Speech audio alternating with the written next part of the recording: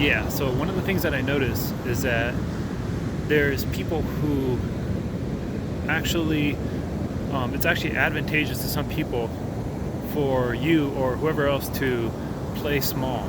For example, I mean, I think of it this way: if I, as I go throughout my week, sometimes there's those instances, or there have been.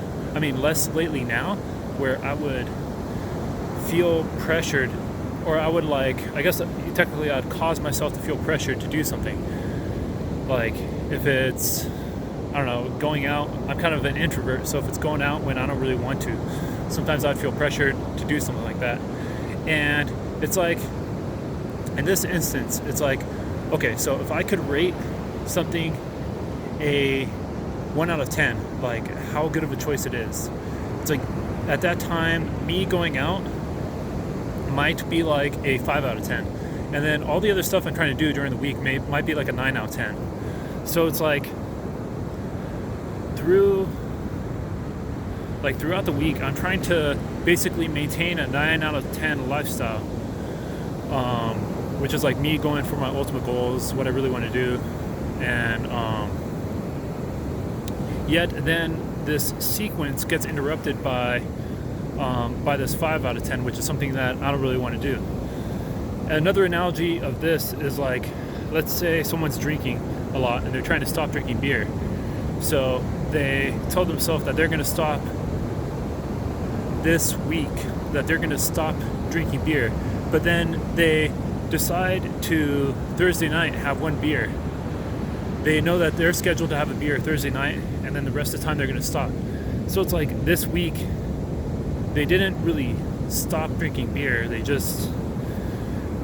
It's like their 9 out of 10 pattern, what they truly wanted to do, was interrupted by this lousy choice.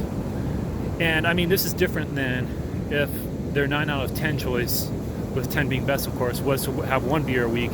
I'm talking about like if their original goal was to have no beers during the week, and they kind of felt pressured to have a beer, so they had one. So it's like this interruption of this pattern.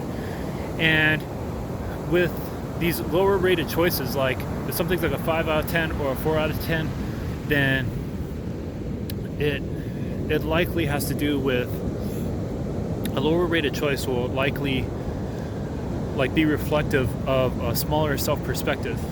For example, it's like if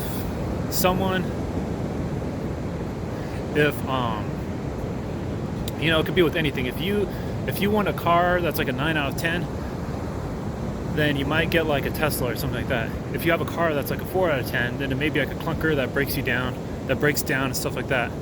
And I mean, I'm just gonna turn around here, but I mean, we could look at these other choices too. It's like, yeah, we could look at other choices too in life, where it's like if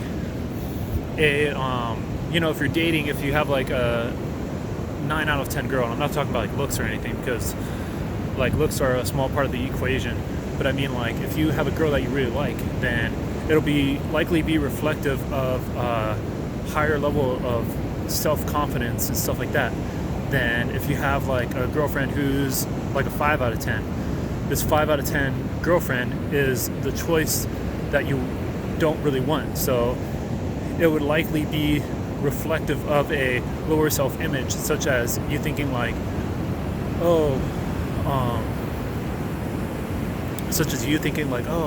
I can't get the girl that I really want, so I'm just gonna go for this, and like I just need a girlfriend, whatever. And these are like reflective of a smaller sense of self.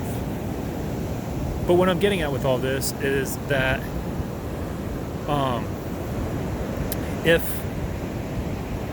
someone was, for example, let's say someone's working at Ralph's, and there's nothing wrong with working at Ralph's if that's what you want to do, but a lot of people don't.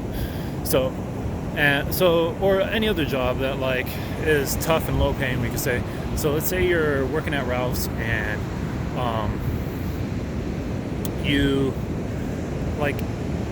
if someone is working at Ralph's and everything else in their life is reflective of them being small,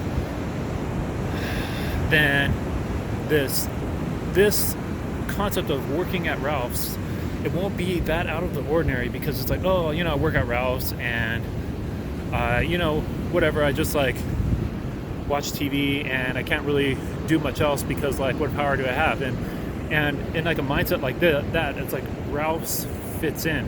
But if suddenly this person found out that they are big and they are like an aspect of the universe, so to speak, then it's like, it'd be like, why am I working at Ralph's?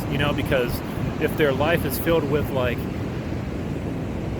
ideas of them being big, then if their life is filled with like these thoughts and these ideas of them being big and like these peer groups of them being big, and then they go to this job and it's like so like out of the norm, out of the rest of their day-to-day life, because once again it's in alignment with this like small version of them. And that's why as I walk, I think it's like important to like set these priorities, like these standards, like doing these things in life that are like a 9 out of 10, and not really allowing exceptions, because that's how like it's like by allowing exceptions you like shrink the self for a moment, and you just like the guy drinking beer or the guy who is trying to not drink beer who suddenly has that beer. It's like this interruption of pattern. And I mean, honestly, like I think in the world there have been like I think some people are at advantage to you being small or whatever, because it's like I mean, if I was, I mean, like, this isn't what I want. Like, I want each person to know that they're big and everything. But I mean, if I was like an unfair emperor of the world, let's say, and it would be in my advantage for people to think they're small, because if people didn't think they're small, then I would like have some stiff competition, and it's like if people knew their manifestation abilities and stuff like that, then, and like who they truly are, then like I would have some stiff competition. And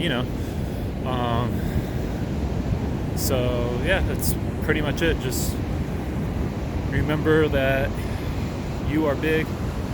You are an aspect of the universe, or God. That's how big you are, or whatever, however you want to think about it. You are the universal energy, and that's pretty much it. Peace.